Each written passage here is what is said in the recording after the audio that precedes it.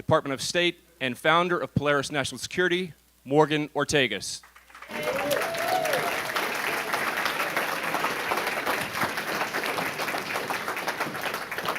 Good morning or good afternoon, New Hampshire. It's so great to be back with you. This is my third event in the Granite State, our America the Great Polaris National Security Tour. I have to tell you, earlier this summer when we decided specifically to partner with the state of New Hampshire, we wanted to bring these national security discussions to the presidential campaign trail, to Senate races, to House races around the country. I knew it would be incredibly important to talk about national security in this presidential cycle. I didn't realize just how true that would be until this week. I'm going to bring out a couple very special guests. The first will be Senator Joni Ernst. We will also have Governor Burgum join us as well. But Senator Ernst and I were supposed to be in Israel together this week doing this conversation. So we didn't get to have this conversation in Israel, but we will have it here in New Hampshire.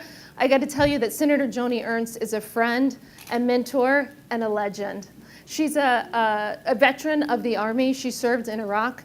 She's, of course, the senator from the great state of Iowa, but also she's on the Armed Services Committee in the Senate, and she did actually make it into Israel for a few days. So we will have Governor Burgum in a few minutes, but first, let me welcome to the stage, like I said, a total legend, Senator Joni Ernst.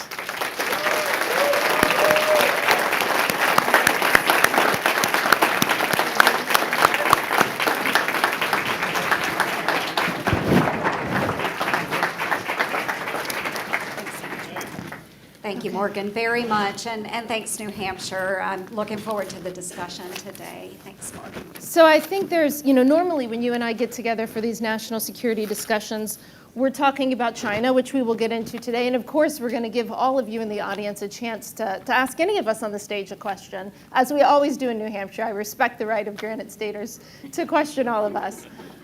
But, Senator, I just told the audience, you and I were supposed to be in Israel together this week.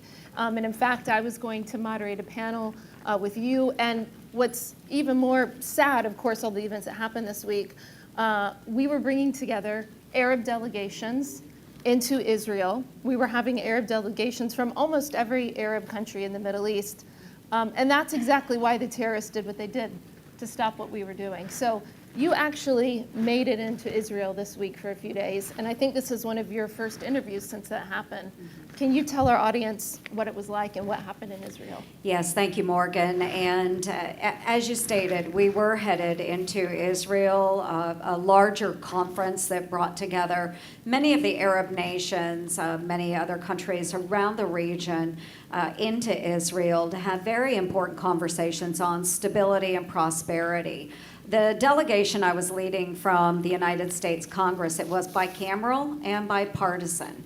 And we started our travels. I started in the Arab Emirates, met with the king there, and then moved on to Saudi Arabia, where I was joined by the rest of the delegation. We had a very, very good discussion with the Crown Prince there. And all of us, as we left that evening, we felt encouraged and optimistic about the opportunity for a Saudi-Israel peace treaty. It was incredible. I mean, every one of us, Democrats and Republicans, left feeling very, very hopeful about the future of the Middle East. And lo and behold, the next morning we woke up as we were then headed out to Bahrain, only to find out that Israel was under attack.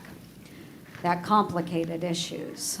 So we moved on to Bahrain. We were told there that the delegation would not be allowed to go into Israel. So we had to make some accommodations, and we ended up traveling into Jordan and met with the King Abdullah of Jordan. And as we were staging in Jordan, then I continued to press the issue that we needed to be in Israel to stand united, shoulder to shoulder, the United States of America and Israel, to push back against the terrorist actions of Hamas. So I got a lot of blowback from the State Department. They were not happy They had a number of people calling me. I received calls from the State Department and others saying, Senator Ernst, we can't support you going into Israel. My response to that was, well, you can't tell me no. I will find a way.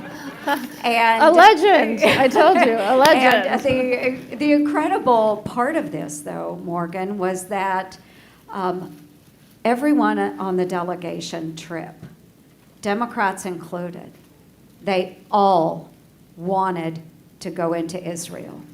They felt it was extremely important that we show Israel that we are united with them. So with that knowledge and information, we continued pressing forward. I basically said, I don't care if there's a pickup truck that's hauling a camel into Israel, we'll hop in the back, whatever it takes. They did a very quick 180, and we were able then to secure the support of the State Department going in. So we were able to go in. We met with Americans while we were there.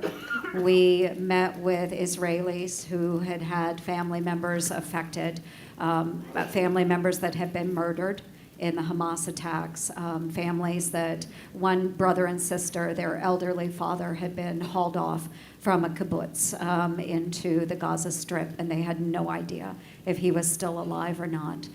We met with the prime minister. We met with the opposition leader. We met with the foreign minister. We met with the prime minister's advisor, Ron Dermer. We met with everyone we possibly could while we were there to find out what support they needed from the United States, and simply to show the people of Israel that we stand united. So it was an incredible trip, Morgan. I wish that the delegation trip had ended on a different note. And one of the congressmen, he's a Democratic congressman from New Jersey, Don Norcross, he was part of our delegation, and he really put it quite well. He said, we went on this trip with an optimistic outlook of engaging in peace.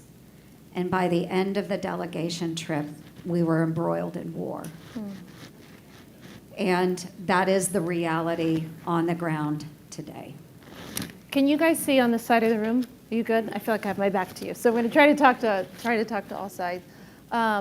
You know, right after the war, right after things broke out, it was Saturday morning. I landed in Doha. I had not slept, and I was looking forward to getting a few hours of sleep in my room when I looked at my phone and realized it would be a long time since I would sleep again. And of course, our heart breaks for Israel, for the worst terrorist attack against the Jewish people since the Holocaust. But also, remember, America is now in this fight.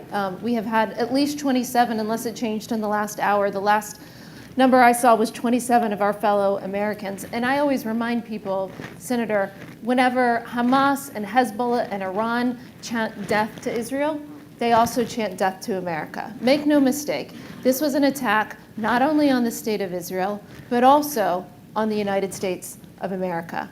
And we know who was behind this attack, Senator Ernst. It's the Islamic Republic of Iran.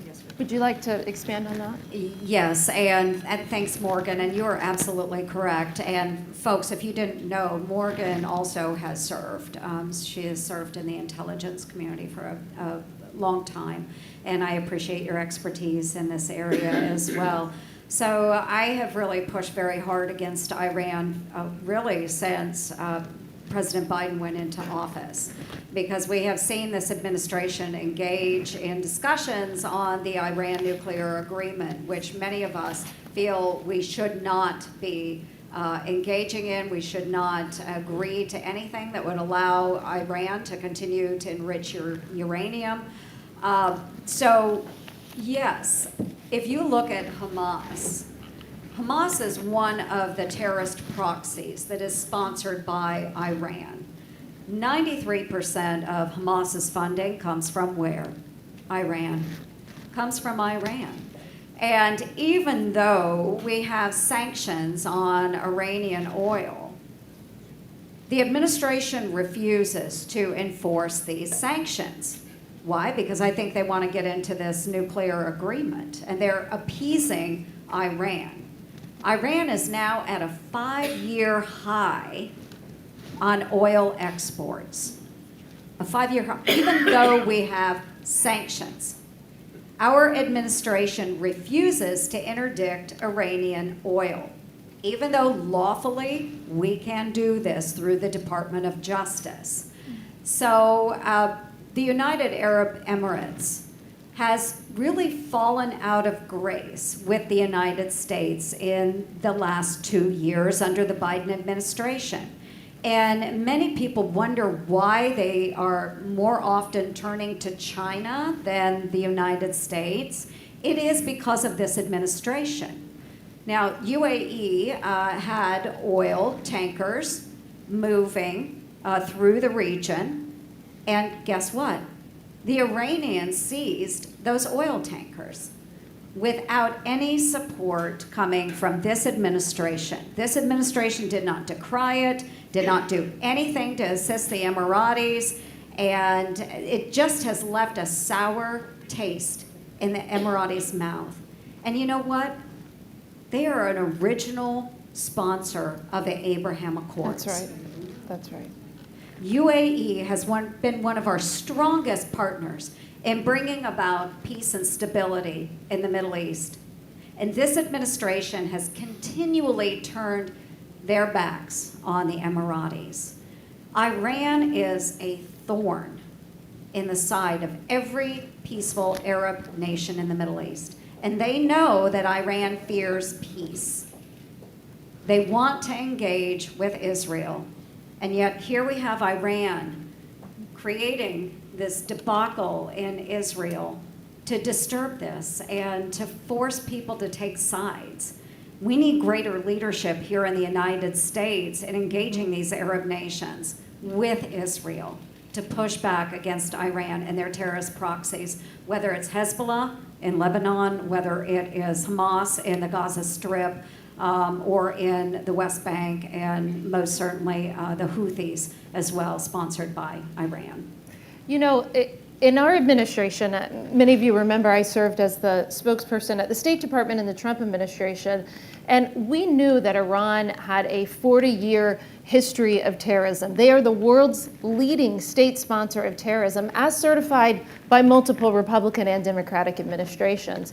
And so we came in and said, wait a minute, you've done a deal to give billions of dollars of sanctions relief to a country that is our enemy, that is responsible for killing Americans, and that chants, as I said earlier, death to Israel and death to the United States. And what's worse is you're punishing our friends, Israel, you're punishing our friends in the Gulf Arab states. This makes no sense. So we're going to reverse that. We're going to start the maximum economic pressure campaign against Iran. We're going to reward Israel and our friends. So what do?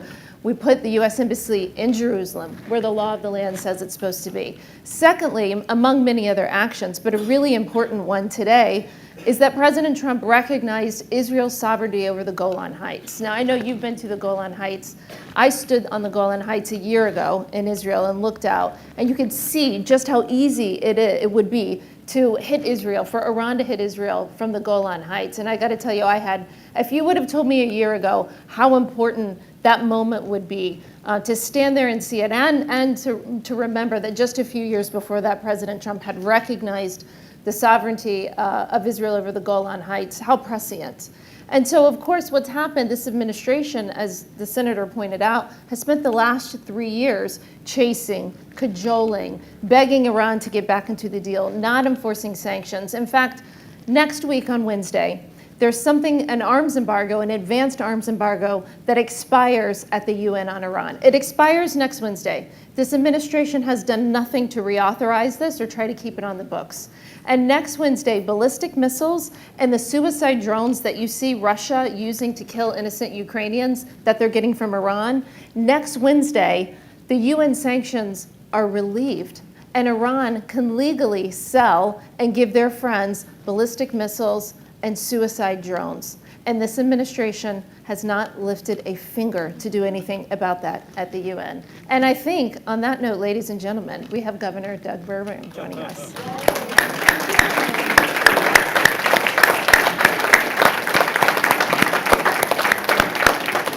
Hi, sir.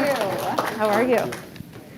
Well, you were just, you're coming into a lively discussion about the head of the snake, the Islamic Republic of Iran. And of course, we were talking about not only did we lose our friends and our ally Israel, we've lost now 27 Americans and an unknown number of American hostages. So, sir, I have to say on these debates, you're one of the most well-spoken and educated and eloquent on foreign policy. I've loved watching you in the presidential debates. Can you give us your assessment of the Israel-Hamas-Iran situation? I would love to do that, but first I just want to say to Morgan and Senator Ernst, thank you both for your service in the military and your expertise in the Middle East at this critical time. But what was shocking to me was when Joe Biden held his press conference today, he mentioned the word Iran. Right. He's talking about Hamas, and we have to understand who's funding these, funding these companies. And I mean, companies, I think of it, a business guy like, the parent company and the subsidiaries, and we're talking about a subsidiary, but they're getting all their funding, from the home base, from the parent company.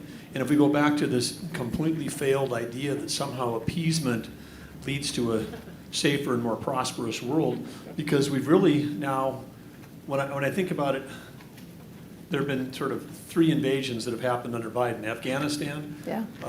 Ukraine, and now with Hamas and Israel, which could open up into a 3-front war with Hezbollah and Syria. But I never thought I would be in a spot where, we have 3 adult children in their 20s. About a year ago, I said, hey, there's a real possibility that you could see World War III in your life. And I told friends that I was having that conversation with them, and I never thought ever in my life, all of my decades in the private sector, I'd ever have to have that conversation.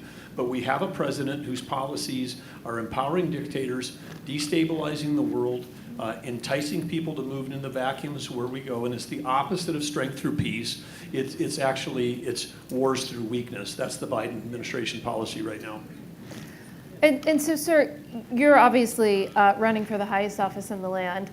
God forbid this happen on your watch. What steps do you think you would take as president today if you were overseeing this conflict?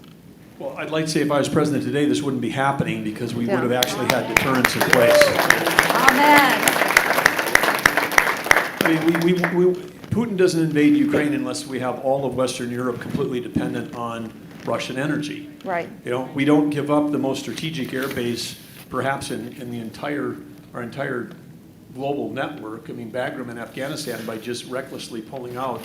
And by the way, I've got a personal story to share on that. I mean, the idea that we're going to pull out of there to somehow meet a, quote, a deadline, which was the sad honoring of all those lost on the 20th memorial anniversary of 9/11. Of course, in a state of North Dakota, we were going to be doing that as well. As one of the great, honors of being governors, you're the commander-in-chief of the North Dakota National Guard, and like the two of you serving in the Middle East, North Dakota had servicemen and women over there. We lost lives in the Middle East, so at our 20th anniversary, we're going to be honoring the Gold Star families. And so then 2 weeks before that, we pull out, and I had to talk to Gold Star mothers who said, "Oh, our son died in Afghanistan. For what? Because I guess we didn't need to be there, and we're just going to pull out like this and abandon the allies that were supporting us." Mm-hmm. So it's not only wrong, it not only destabilizes the world, it's not only unthinkable the results we're getting on these horrific attacks from Hamas, but we're so undermining the whole idea that military service matters in our country when we make decisions like Joe Biden has made, because it just stabs the families in the heart who had this idea that their family members died for something that mattered. And then he basically said, oh, no, it didn't. So that's the thing that I also find just horrifying about the policies that we have right now, because the only way that we're going to be able to have a safer and more prosperous country is to maintain the ideals that brought us. So as we approach our 250th anniversary in just a few short years, we have to remember how we got here, and it was because of the brave men and women that actually served our country. Amen.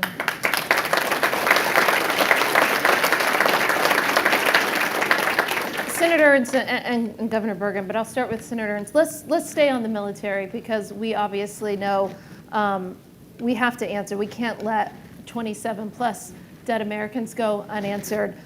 You and I also spend a lot of time, we all do, talking about a potential God forbid, fight with China if that were to happen over Taiwan. There's so many hot spots in the world, I almost don't know where to go. But let's talk about, and you're on armed services in the Senate, let's talk about our own military preparedness.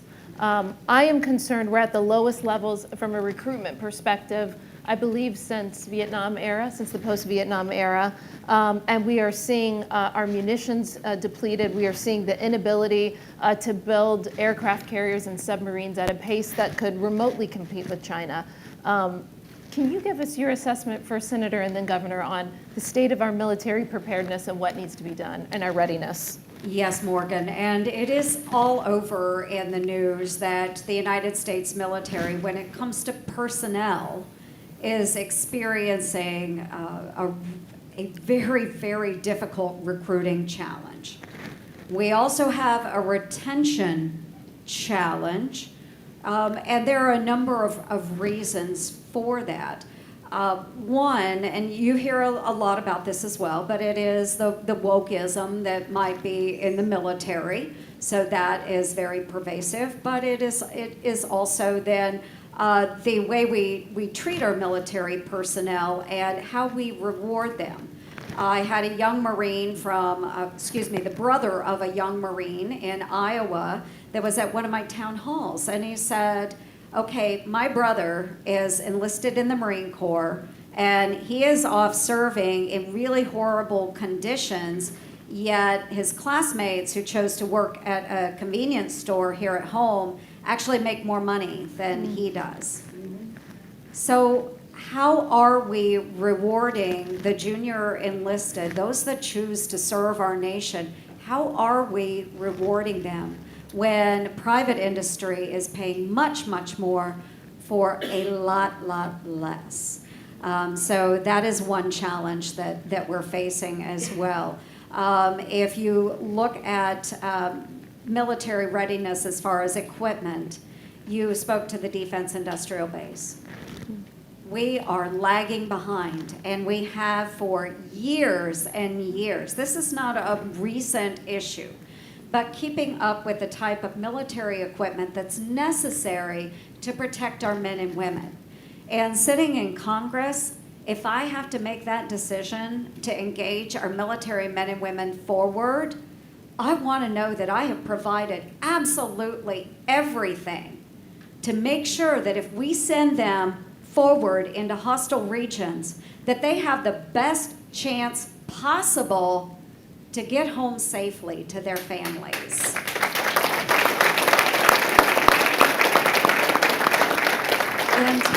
And I don't take this lightly, folks, not just because I've served, but my daughter is an active duty lieutenant in the United States Army. Her husband also serves in the United States Army. So it is incredibly important that we're supporting the men and women that choose to serve our country.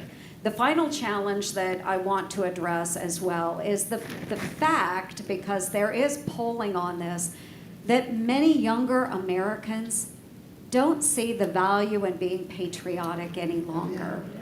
They don't know why they should serve. That's right. They don't appreciate this incredible country that we have been blessed to live in.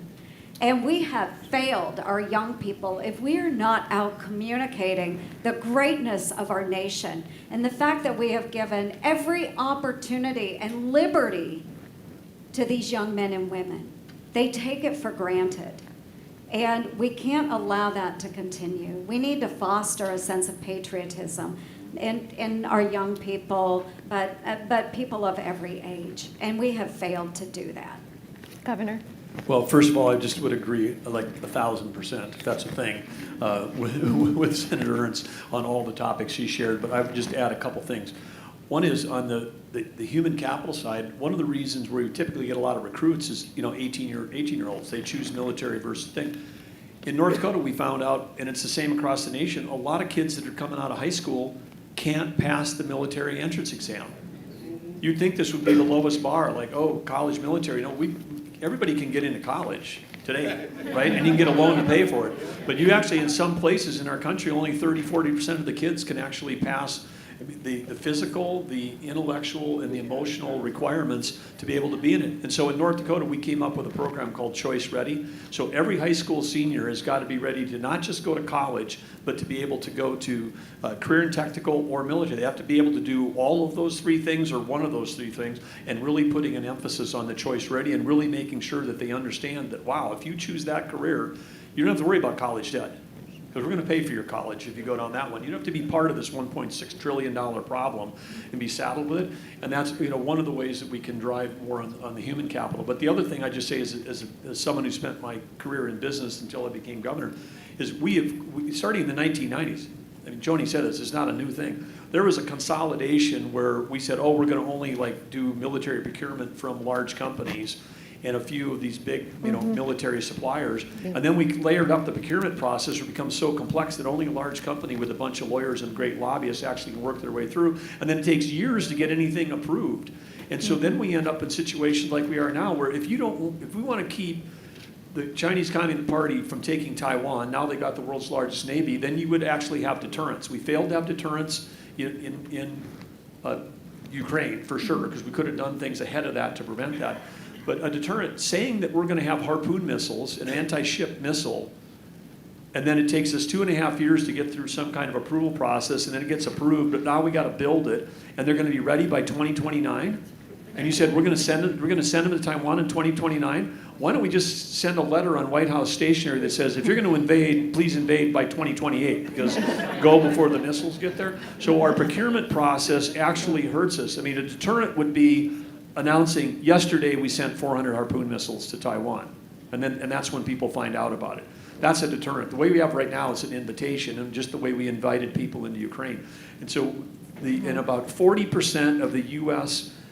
military industrial small suppliers have gone out of business in the last 10 or 15 years because they can't compete, because what a small business can last where I'm going to do procurement and hire lawyers for 6 years before I get a check to actually build the thing I'm trying to sell you. And a lot of innovation occurs in small businesses, and so then we end up with, as we think, the thing that they finally get, when they get it, it could be 6 or 8 or 10 years out of date. And with the rate of technology that's occurring, we have to be faster at doing this, and only 15% of our defense budget, as the senator knows, actually goes towards acquisition. A lot of the rest of it's going towards, healthcare, admin, and other, overhead. And just like every other aspect of government, we got to streamline it. We got to cut red tape. We got to have somebody that knows how to speed up these processes, because if we aren't good at it in the private sector supplying the arms and the munitions and the latest technology, we're never going to be able to support ourselves or our allies. I don't know about you guys, but I hope he can go in tomorrow and do this. I mean, we sorely need it. It is, and Senator Ernst, you were talking about the human capital side. It's no surprise that we spent the last few years telling the young people in our country that this is a racist nation that's rotten to the core. Why would anybody want to go and fight and die for that country? And so that's why I think it's so important what you two are doing, what we're doing at Polaris with this education. One of the most troubling things that I've seen over the last few days in the press, and I say this as a Jewish American with a little girl who's here who I wouldn't put her in her Jewish school today. Why? Because for fear of the day of rage. And what we've seen on campuses is the targeting, the harassment, the assault of Jewish young people on campuses. I was never for free college, but I can tell you I'm definitely not now. And there is something rotten to the core of so many of these universities, and they're poisoning our young people, and that's why they're not signing up. Now, I'm going to ask one more question, and then I'm going to turn it over to the audience, because again, you can ask any of us a question. I know how important it is in New Hampshire for all of you to be a part of the process. But I can't resist talking to two farmers about America's farmland and what's going on. I wasn't a farmer, but I was Miss Florida Citrus. We'll take it. We'll take it. It was about 20 years ago and 30 pounds ago, but we'll take it. But farmers are near and dear to my heart. I grew up in Central Florida where there is a lot of citrus groves, but you both, and Governor, we'll start with you, you both have talked a lot about preventing the Chinese Communist Party from buying farmland in America.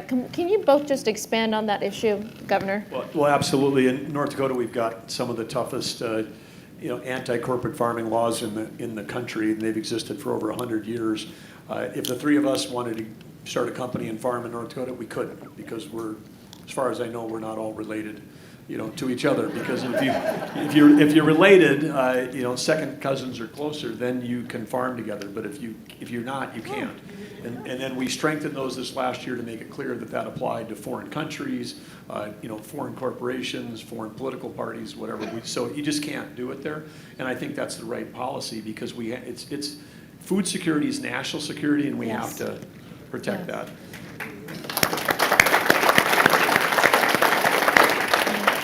Absolutely. Already in Iowa, in our Iowa code, we have prohibitions on foreign ownership of our ag land over 320 acres.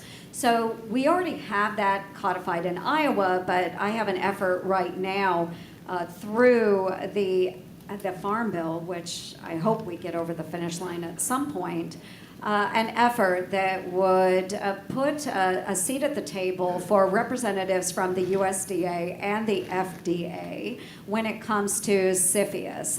It is a foreign investment panel that reviews any purchases for national security interests and so forth, so that they would have a voice on who actually could purchase land in the United States. And it does get very tricky, because we have a network of state laws, but we also have those that have property rights, and so we have to look out for that. But what we don't want to do is maybe prohibit, like in Iowa, a nice Canadian couple from coming and buying a lake house, on Lake Okoboji or something like that. So we have to be very careful in the way we craft the language at the federal level to make sure that we're getting at the crux of it, which would be national security interests when it comes to our highly valuable land, which we use for farming, and also maybe procurement of companies that also engage in national security interests. So we are working on the effort. Again, we hope to have it over the finish line in the Farm Bill. That's great. Yes, sir. Well, I was just saying, I think people that aren't from the U.S. wouldn't know that Iowa is actually Canada's Florida. So it's good they got the carve out for the Lake Okoboji. It's like kind of moving south to Iowa. And our friends from Canada. So yes, thank you. Okay, so I am now going to open it up to the audience. We do have people with mics. You can ask anything you want. I would ask, because it's a national security forum, if it can be related to national security foreign policy. But New Hampshire, the floor is yours. There's a lady right here. Go ahead. Hi, Senator. Just wanted to ask you, do you believe the border at Egypt will hold? Because I read yesterday that there are tens of thousands of refugees trying to come through at the Sinai Peninsula, and right now they're being held back. Do you think that border will hold?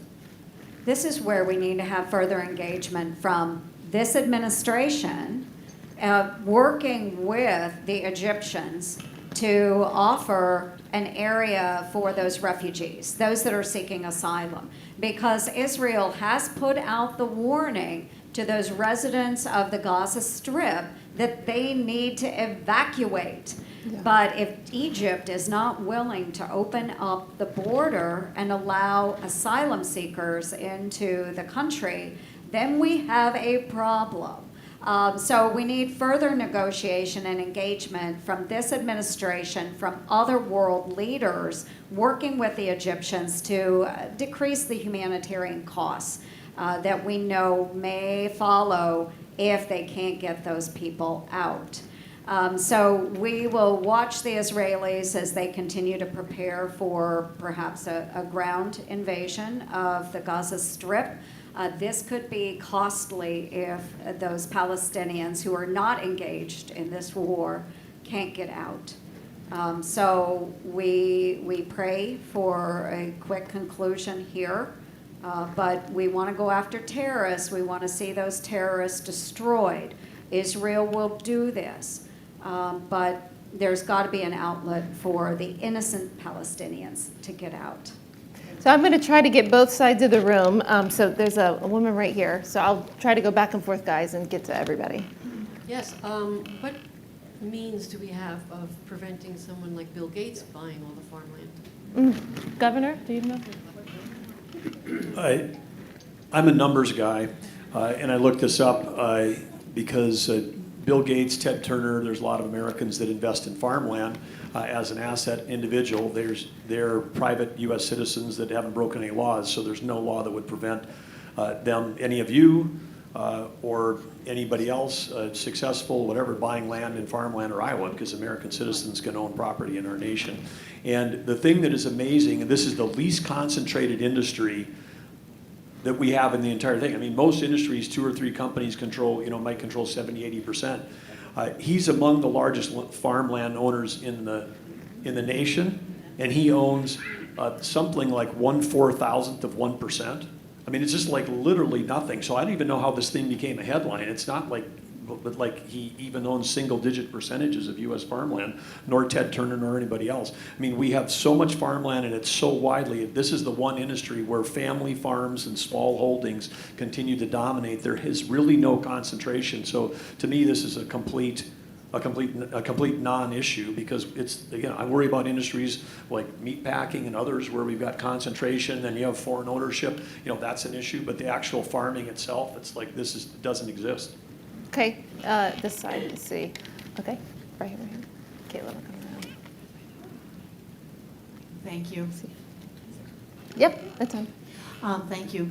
You talk a lot about, and I think all the candidates have, about retention and attracting younger people into the military, but at the same time, we're hemorrhaging the leaders that are in the military that are retiring. How are you planning to develop leadership to lead these young people that are coming in when we're losing it at the top end as well? Yeah, and that is a very big concern that we have right now. And we have some circumstances too where we're not able to move nominations or promotions of our senior leaders. And we are trying to work through this with the Department of Defense as well as members of the Senate to bring the hold on nominations to an end, because this is starting to affect those that are making decisions on whether to move forward in their career or simply retire. We have holds out there that have lasted for 9 months. But what I would remind everybody is once those holds were placed, because of a DOD abortion policy, which I do not agree with, what I would say is that Chuck Schumer, Leader Schumer, has had every opportunity to bring those nominations up on the floor of the Senate, yes, one by one, but he could have done that. And if he had started 9 months ago when the holds were placed on the nominees, we would have been through all of these nominees months ago. So I put the blame on Chuck Schumer as well as on the Department of Defense and Secretary Austin for actually doing what we consider as pro-life supporters to be an illegal move by the Department of Defense to circumvent the Hyde Amendment and pay for the abortions that our service members are receiving. So it's a very complicated issue, but bottom line, Chuck Schumer can bring these nominees up. He brought 3 of them up just a few weeks ago, and we were able to pass them overwhelmingly in the Senate. So he needs to continue to proceed. However, that being said, we need to move through these nominations. But again, going back to making sure that we're able to promote those more senior members, and we are hemorrhaging. And again, it goes back to the fact that with our military members, if you look at outside employment and opportunities, there are a lot of positions in private industry that offer a lot more advantages and a stability for families and communities. And so again, how are we rewarding those that have served our country honorably? We really have to do a deep dive there and understand the challenges that we have put families through the last 20 years of the global war on terror, and what we can do in the future to make sure we are keeping those families whole and making sure that they are physically fit, making sure that they are mentally sound and spiritually well. And we have not done a good job of that over the last several decades. Go ahead. Okay, I have a U.S. Navy fellow sailor here, so I've gotta play favoritism. I shamelessly wear the hat. It's good. Well, it got you a question, so. I'm a nuclear submarine veteran. Oh, that's and I what, have two questions. that's legit. Oh, I'm a registered New Hampshire voter who votes in all elections in Nashua. So my first question is, I'm reading really disturbing reports about potential sleeper cells that have infiltrated across the southern border, that we have no clue of where they're at, what they're doing, CCP, ISIS, Al-Qaeda, Hamas, Hezbollah. We have no clue. Right. And then, so that's the first question, is what can we do about this? And then number two, ChatGPT has informed me that about 30% of our submarines are currently in dry dock condition, not available for active duty. We've cut way back on the fleet. We have nowhere near what we used to have. And people like Colonel McGregor say aircraft carriers are now anachronistic in the era of hypersonic missiles, that what we really need are more submarines. Absolutely. To protect and constrict the sea lanes in case the Chinese go nuts. We can pretty much restrict their trade. So those are my two questions: submarine readiness and sleeper cells in the United States. Yes. Go ahead, Governor. Well, let me jump in, and first of all, thank you for your service. Yes. And I want to say, again, from a submarine, we're very proud in North Dakota that the USS North Dakota is one of those nuclear submarines. I just had a chance a few weeks ago to be for the present and preside at the change of command for the USS North Dakota here at the Portsmouth Naval Base, and the second time I've had an opportunity to participate in that, formal and really a historic ceremony about a change of command. But as you said, the USS North Dakota is in dry dock, along with that other 30%. So it is a risk. We know, my dad was a World War II Navy veteran. He signed up after Pearl Harbor, went down the gym from my home, went from Arthur, North Dakota down the road to Castleton, went into the gym and signed up for the Navy. He had a college degree from North Dakota State. They turned him in through the 90-day wonder program, as they called it, as fast as they were building destroyers. They put him on a ship. The ship came out of Bremerton, Washington. Didn't see my mom until the war ended. And of course, it's only by the grace of God I'm standing here, because there was 151 destroyers at Okinawa and 129 were hit by kamikazes. And we had Marines and Army fighting island to island, all these Navy sailors. Half of the U.S. MIAs in the history of our country are U.S. Navy World War II sailors that went down and bodies were never recovered. But back to submarines. How did we win that war? Japan had no oil and gas production, and our submarines took out every tanker coming from Indonesia. At the end of the war, they even sent their two largest battleships basically on kamikaze missions without enough fuel to get back to the main island. When those commanders left on those battleships, they knew they were not coming back.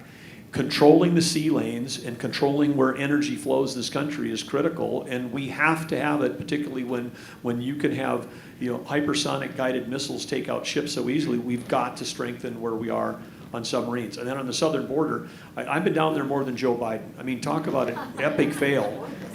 Well, we're the VP, the czar, the border czar. But it's incredible to me, because just on my last trip, we had two different deployments of North Dakota National Guard, brave men and women down there. One of them flying helicopter missions from San Diego to the Gulf Coast in Lakota helicopters, night missions that were trying to stop transnational criminal organizations. But think about it. Since Joe Biden took office, we've had the equivalent of every man, woman, and child in Maine, New Hampshire, Vermont, Rhode Island, his home state of Delaware, and you got to throw in Montana. We've had 6 states worth of people cross that border and given paperwork to come into our country. And then there's another 1.5 million when I'm down there on the metrics measuring them, called the known gotaways. The known 1.5 million known gotaways. In the 1.5 million known gotaways, there's also another category called unknown gotaways. The known gotaways are ones that we see on cameras. The bad guys, we see on cameras, but we don't apprehend them. They take out cameras. There's pieces of our border where there's not even technological eyes, much less actual human representation. So we don't know. But of the known ones, okay, back to the 6.5 million, in that one sector that I was in Texas, it represented over 100 countries from around the world, including everybody we've talked about here: Syria, Iran, China, North Korea, all those. We have a 54% increase in the last year of people on the terrorist watch list who have come across that border. Those are the ones we're catching. How about the ones that we aren't? So the idea that we're not going to have a risk related, potentially even a 9/11 size risk down the road related to the open border, I think unfortunately, I think it's pretty high that we have that risk, because you just can't let in 6 states worth of people plus a bunch of unknowns. And when people want to do harm to our country, I mean, the Iranian regime is like death to Israel, death to America. That's what they're about. How do we not think that that's happening down here? And then the Biden policies that are sold as some humanitarian thing, like no family separation. The Border Patrol themselves told me in the briefing that they've had people that they know have suspected people that are attached to potential terrorists from countries that we're concerned about come in, and they have an adolescent with them and they say, we're a family, you can't separate us. They know our rules, and then they exploit them. So it is so, 180 degree wrong on the economy, 180 degree wrong on the border, 180 degree wrong on deterrence. I mean, the Joe Biden administration is making our nation less safe, less prosperous, and it's making the world less stable. Senator? And yes, I'm going to add on to the border situation. Defense industrial base, we absolutely need to make sure that we're shored up there. But with the southern border as well, to the governor's point, many of these nations that are sending individuals across the border, they are our enemies. We have no idea who these individuals are. The last trip I went to the border was in California. So I went with Congressman Darrell Issa. And as we were on the border with the Border Patrol agents, they had just rounded up a group of about 24 individuals. And folks, they were not coming up from Latin America. They weren't coming in, as Mexicans. The group consisted of Turks and Chinese. That's it, 24.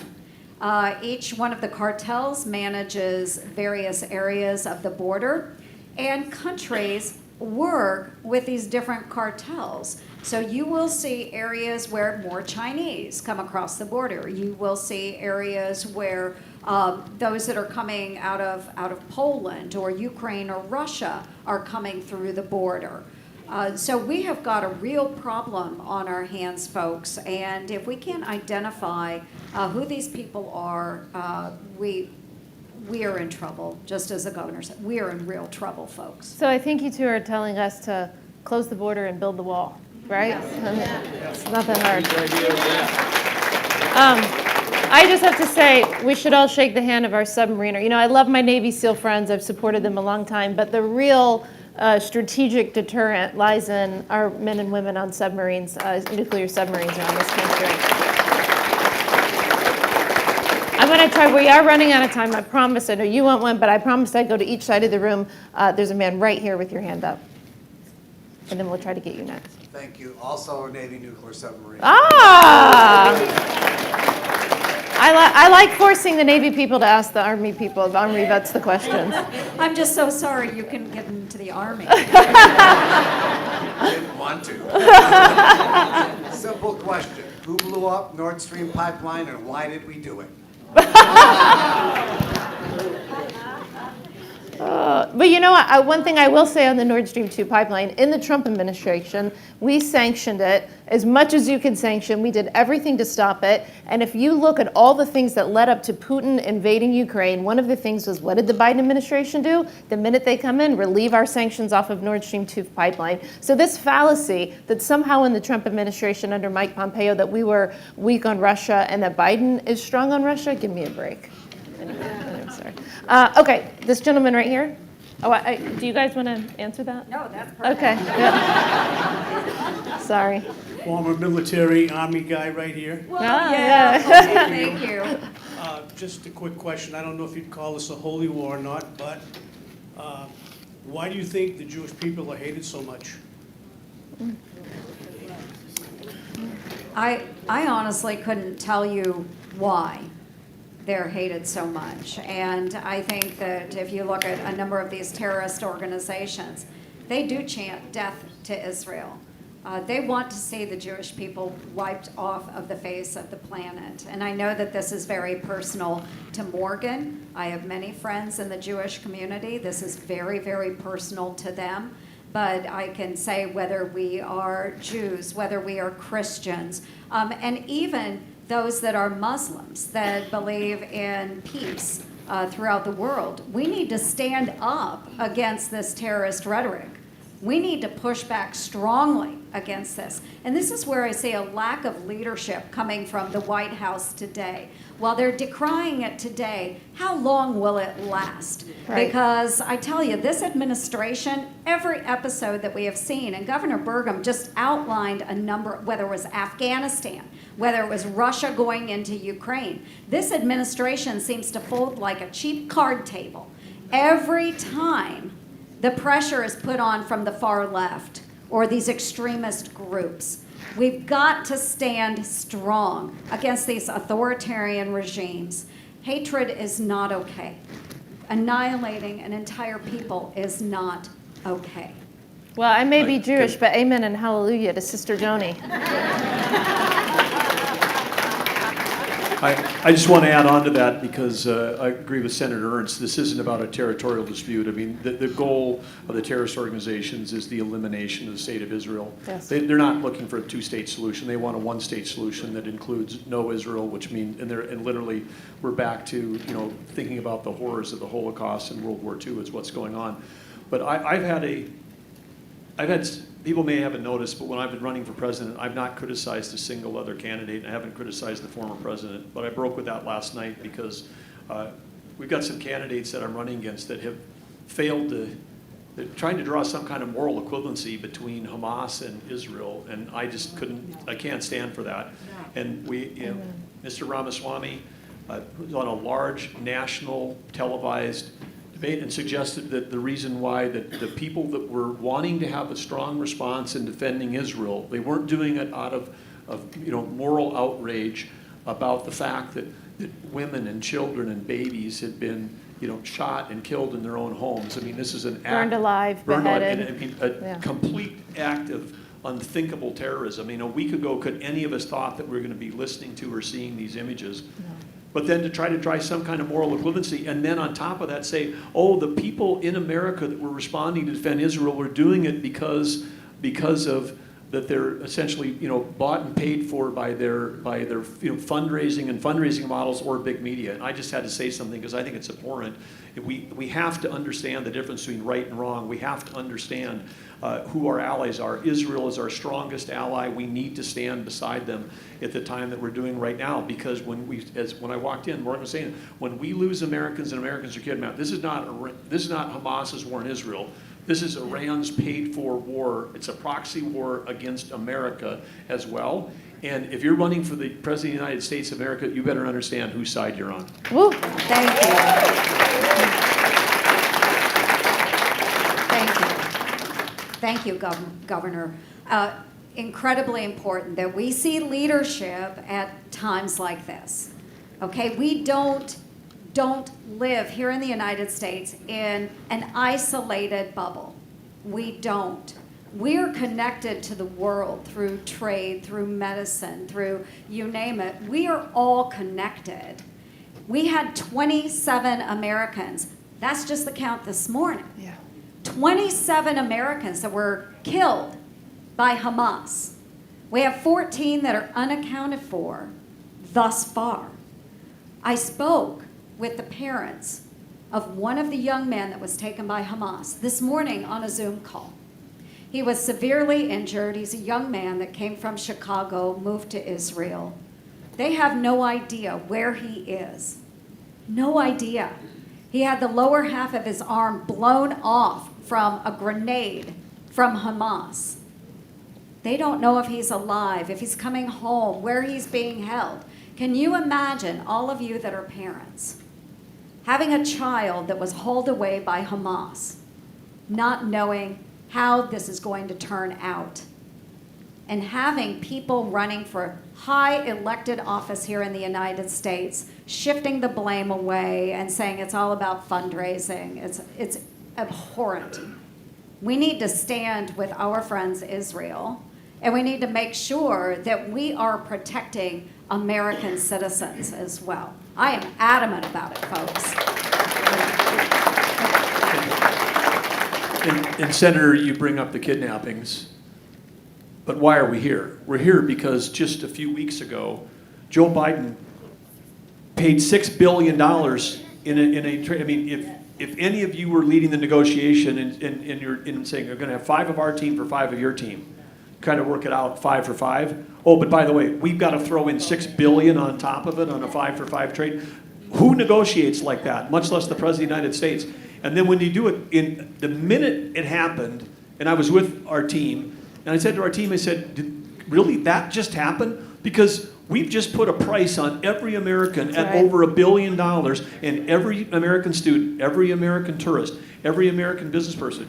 And it's not theoretical for me. When I went from building a small software company to a global company, we had customers in 132 countries. We had people that worked for me that didn't have the right to vote, didn't have the right to assemble, didn't have the right to free speech. I understand how great America is, but I also understand when I traveled to some of those countries, we got briefings on here's the kidnapping risk when you go into this country, and that was 20 or 25 years ago. And now today, with $1 billion ahead, I said to the team, the second I heard it, I said, there's going to be more kidnappings. Absolutely. We are subsidizing kidnappings, and good luck getting a Wall Street journalist back from Putin. Because the price, what's the price going to be for him? $5 billion. I mean, rule number 1 when you're president: don't negotiate with terrorists. The Biden administration has been negotiating with terrorists. We funneled $10 billion to them through back in June, and now the $6 billion now. And then the worst thing is we're not enforcing the sanctions. You talked about them lifting the sanctions on Nord Stream. They're not enforcing the sanctions on Iraq. And who's Iraq selling their oil to today? China. China's refueling their strategic petroleum reserve with Iraqi oil. And Joe Biden drained our strategic petroleum reserve ahead of the midterms to get the price down at the pump, because he knows when the pump prices are high, his popularity goes down. When the pump prices go down, they're connected. And he's trying to manipulate the price at the pump to help his own popularity at midterms, and gave up half of our strategic petroleum reserve that we might need as we go towards a global conflict. And all of this stuff is, as I say, abhorrent, because we've got people that are not thinking about the best interests of every citizen of this country. They're thinking about themselves. And Governor, in the last administration, we got more American hostages out than any other administration in modern history. We also got 2 out of Iran during the last 2 years that I served. And guess how much we paid for those 2? I'm guessing nothing. 0. I'm going to get the hook. I'm going to get in big trouble if I don't end this panel. But I know that I'm going to stay. I believe both of them can stay. We can talk, take questions, pictures, whatever you need. I just want to give a very special thank you to all of you, the people of New Hampshire. This is, I think, the 3rd or 4th national security event we've done. We're going to continue to partner with you. I know so many of you have driven from around the state to attend our national security events. I love this state. Thank you for letting me be an honorary Granite Stater.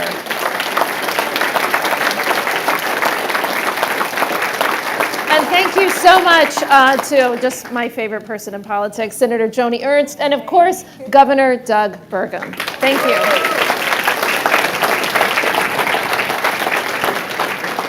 Thank you. Thanks so much.